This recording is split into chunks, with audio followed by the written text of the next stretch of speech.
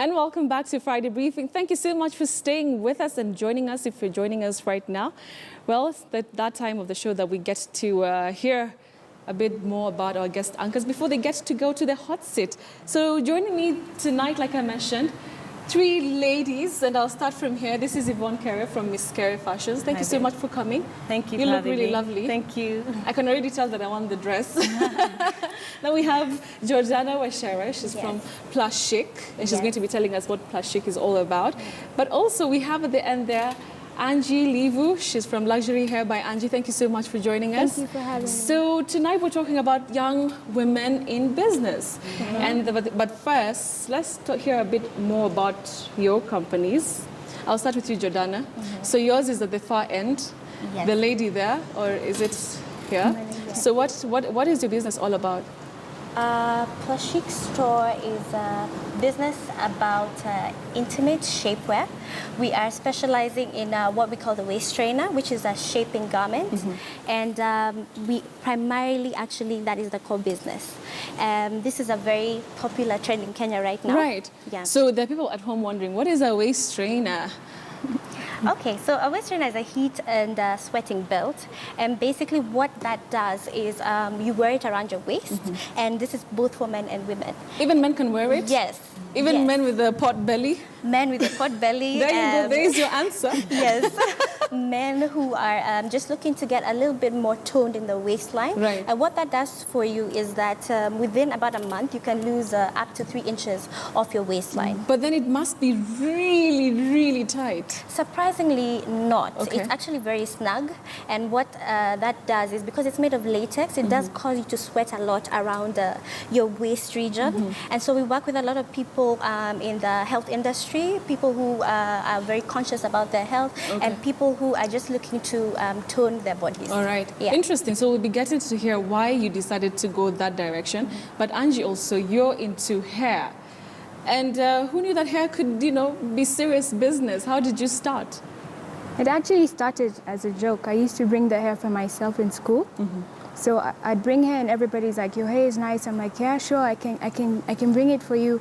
So I used to bring it for free. Then at some point I'm like, okay, no, I can make money off this. For free? Yeah. All right. So Yeah, you used to so- bring it from where? Different Asian countries, Peru, Cambodia, some from Brazil. And hair is expensive. I'm sure guys out there would agree. Somebody asks you, I want hair, but then, it's in the thousands.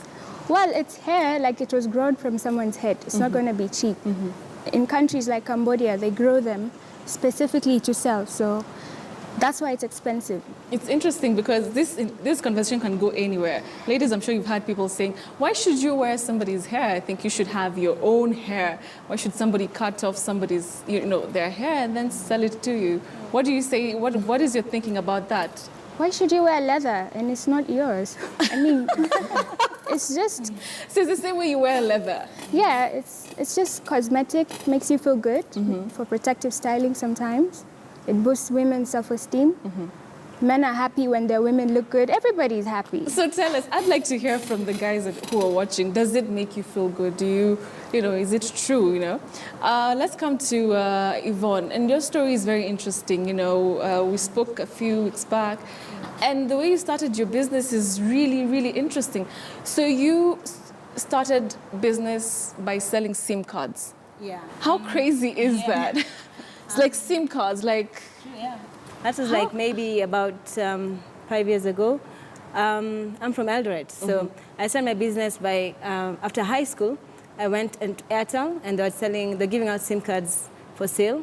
And it was like a recruitment, sales and marketing position. You know how they make a big advert in the papers? Yeah, and it I sounds joined, so fancy. and I was excited. Yeah. And I think went for the first training, you sell about 30 SIM cards a day. 30? And it was hard, but it gave So me was a it lot the of time that experience. SIM cards, the whole phone craze had just started? Yeah, like there was a huge competition between the phone networks. Yeah. So there's so many sales jobs for phone networks coming up, and I just finished high school, and I wanted to make some pocket money because my parents believe that, they were very strict on your finances. Right. Like you have to, do your own thing. So I went for that, and the pay per month was about 3,000 bob. A month? That was 2006, I think. So it was good money for them. So I was like, Yeah. that's a lot. Yeah. I don't pay rent. I don't buy my own food. So yeah, so that's how it started. And I think getting your first, like your own money, it was Yeah. quite Yeah, fulfilling. your first 3,000 and you can do shillings. what you want with it. Right. So what I did with it is I took it to my dad, and because in our tradition, if you give your parents your first pay, that's what I was told. That's what my parents told me. So, and When I you gave give him them the all- first your paycheck? your first paycheck, Yeah. it's supposed to be good luck. So I gave my dad my first pay, which is 3,000 bob, and he took it and he was happy and said, "Thank you very much," and then he walked away. Then came back and gave it back. Yeah, So he gave it back. You are lucky. He just took 500. He gave me back Okay. 2,500, and All it was right. quite nice. All So right. that was my starting, my So, starting journey. so at what point did you decide you wanted to go into clothing? Because you have your online store and you have your physical store. Yeah. And very many women, love to wear your dresses. I see that a lot of advertisements about, on your store online, and women really react to that. How did you get from selling SIM cards to that? Again, when I was in school, after my high school, I joined uni to study law. So I'm a lawyer. Wow. Okay. So I was in Moi University then, and I needed to have, since I'd gotten used to the hustle, trying doing your own thing, and I went to school and I just felt like I needed to have some kind of something I'm doing on the side. Okay. And at that time, there was Eldoret show, which was happening in Eldoret, and my mom had a big stall, and she told me, okay, I can give you a small part of it if you can do something. So I was excited, and I went to Nairobi. I got on a bus, came to Nairobi. She gave me 5,000 bob on a loan, and I said, get the cheapest. loan? Yeah, on a loan. She was like, I like I need it that. back after 3. It was like on a Monday, the show was on the weekend. Yeah. Like Friday, Saturday, Sunday. She was like, the next Monday, I need 5,000 back.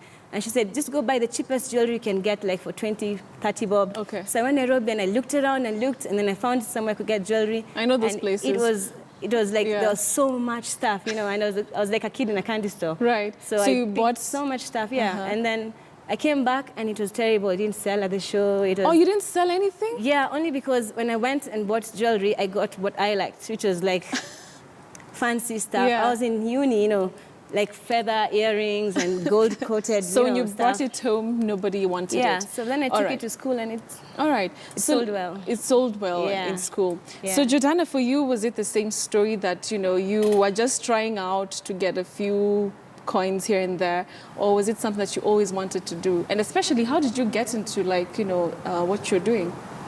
Okay, maybe what I can start by saying is this happened very organically. I went to school, to architecture school, and in my last year, what happened was my program was very hectic.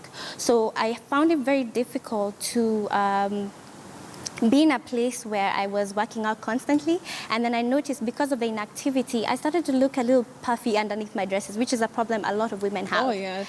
Yeah. I'm sure. I'm sure most of us have felt like that. Yeah, so I did a little bit of research and I found out about shapewear, and we've heard a lot about Spanx. We've heard about the yeah. shapewear revolution even happening outside of not only our own country, but Yes. even in the West.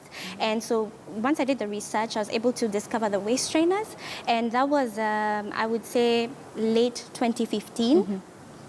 Early 2016. Okay. And once I discovered that, I brought in one, and my friends saw it, and it became something whereby they're asking, because this is a belt that I can actually change the way you look.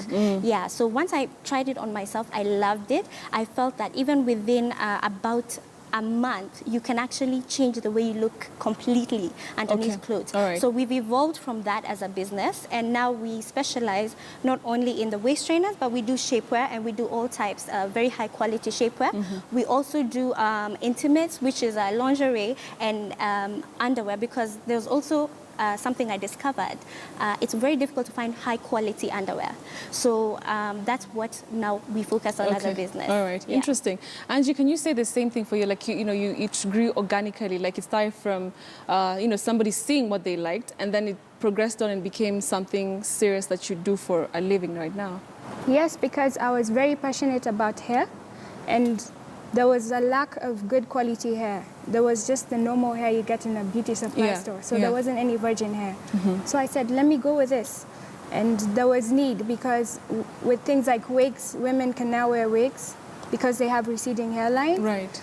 And then So wigs is not just because of wigs. There's even a reason why you no, need there's that. ladies who don't completely, maybe from breastfeeding or other skin-related diseases, Right. completely have no hairline. Age, you start Age, having your yeah, hair. because I have many old clients. Right. They need wigs because they're not confident enough to walk without them. Okay. So yeah. All right, let's take a look at the business angle of it. At what point did you start making profits, and how patient or impatient were you, in making profits when now you started Miss Carey Fashions? I think with Miss Carey, it was, in the beginning, I was just trying to make some money, just trying to get some pocket money and some airtime money and time, buy more dresses. Right. But then it got to a point where I realized for me to look at the long picture, I have to build a brand. So it was never about the profits. It was more of building a brand, building Miss Carey Fashions. So All right. I've put in so much into building the brand where it's beyond looking at the profits. You're going to a point where when the brand gets the level it wants to be, then the profits come automatically. Automatically. And I feel like we're not yet there, but we're getting there. All right, Yeah. what can you say has been your biggest challenge, Jordana? I would say the biggest challenge, and this is not only for me, but for people who have an idea that they want to implement, is actually the process of going from a concept to actually implementing your business Right, idea. right. There's fear involved. There's also uncertainty. And I think as a young business owner and as someone who has an idea, it's very important to believe in yourself and believe in your idea. So I think that's one of the things that I've faced, which is, you have an idea sometimes, and you have even an idea to grow your business as is and where I stand right now.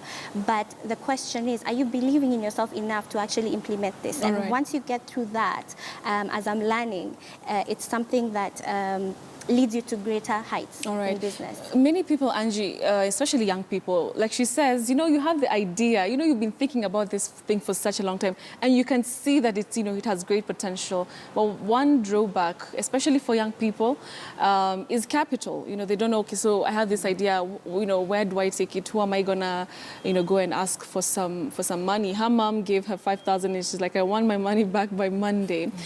So how were you able to overcome that, the difficulty of finding capital? It's easy. For me, basically, I saved. Any money I make from my business goes back to my business. You don't need thousands, millions to start a business. Whatever little money you have, invest it back.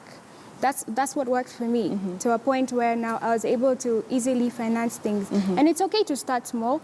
I mean, she started with 3,000 shillings. Right. I mean, look at her now. What is 3,000 shillings? That 3,000 will go to 6,000, 12. Next thing, it's gone to 1 million. All right. And yeah. Okay, is it the same thing for you, Yvonne? Yeah. Saving? What if you really can't save because you have too little? If you start saving like 5 sok, per month, it's going to take you so much time. To be honest, for me, it was a bit of saving and also a bit of like trying to diversify your business or your idea, because so many people have an idea, but sometimes if you look at the same thing about the bigger picture, there's so many ways around it.